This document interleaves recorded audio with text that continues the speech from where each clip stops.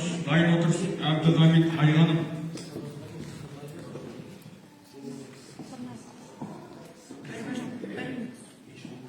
Армысыздар, жырсүйер қауым. Мен Ахмедиева Сағыныш Маратқызы. Бұрынғы өткен заманда жиделі байсын жерінде, Қоңырат деген елінде бай өрі деген бай шықты. 90 мың екен қарасы, мұрындық ноқта тимеген, түйешілер мінбеген, 80 мың екен маясы. Шорқырап жатқан бір жылқы, тоғай сайын 1000 жылқы, есебі жоқ көп жылқы, жиделі байсын даласы. Өз алдына бір бөлек, торысы мен қарасы. Андай болып көрінген, бозы менен аласы. Соншама бай болса да, жоқ еді елдің баласы. Алланың өзі бермесе, пенденің бар ма шарасы? Атадан жалғыз ер еді, еңіреген ердің бір еді, жоқ екен іні ағасы. Құлтай деген туысқан, немере мен шөбере, екеуінің арасы.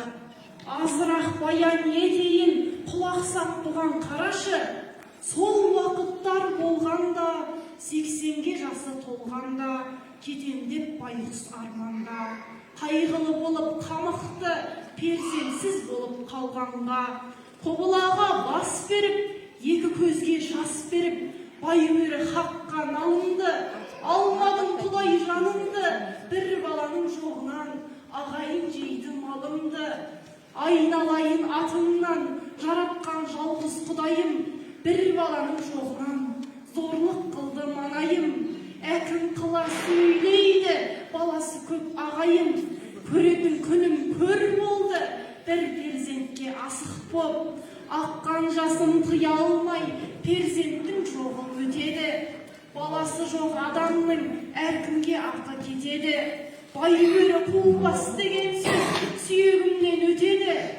Жаратқан жап бар құдайым, перзентте зарғып қойғанша, жаратпасаң нетеді? Сағыныш, тамаша. Енді ең соңғы жолын бет алдына қараса деген жолын оқыш. Бет алдына қараса, асусыз асқар беледі, белге шыға келеді. Белден арман қараса, жалтырап жатқан көледі.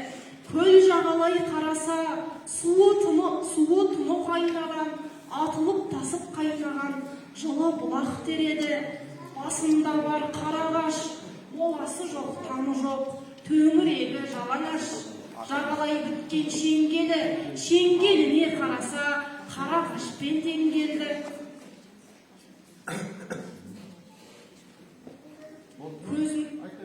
Көзінің жасы төгіліп, жылап, еңіреп, егіліп, арасында шеңгелдің боталай боздап келеді. Сол уақыттар болғанда, топ қарағаш қасынан, бір шеңгелдің басынан, иіліп келіп бір шылық маңдайынан кіреді. Жазайыншы дегенше, екі елі батып кіреді. Қан шыққан жоқ онымен, кереметті екен деп, ақылмен ойлап біледі. Сұрақтарыңыз бар ма? Сағыныш, өзіна конкурстың талабы бойынша бұл жерде жырдың мазмұнын түгел оқыдың ба? Сонымен қоса бізде ішіндегі сөздердің мағынасы деген де бар, өйткені біз өзіміздің қазіргі балалардың сөздік қоры жұтаң, сөздік қоры болу керек, сондықтан ішіндегі сөздерге назар салып келдім ғой деп ойлаймын. Осының ішінде жаңағы таңсық деген сөз кездесті, сеңгірдей деген сөз кездесті, мысқал деген сөз кездесті. Осыны мағынасын айтып берсін. Таңсық деген таныс. Өз айтып тұрғандай, таныс көргендей. Таныс. Танысық екен. Таныс.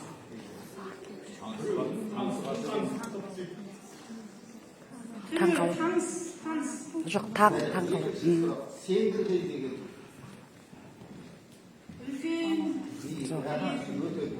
Мысқал деген. Мысқал деген.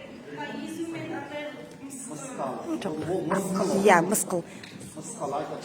Ауру батпандап кіреді, мысқалдап шығады. жаймен деп. Негізгі салмақ.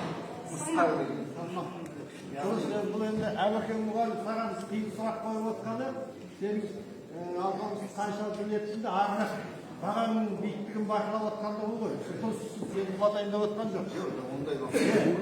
Жалпы бізге берген мына ұйымдастырушылардың қойған шарты балдар. Алпамыстардан бірінші берілген үзіндіні мәнерлеп жақсы оқу, және ол тек қана мүдірмей оқып шығу емес, эмоциямен оқу, дауыстың құбылуы, жан дүниемен беріліп оқу. Біз соған қарап жатырмыз.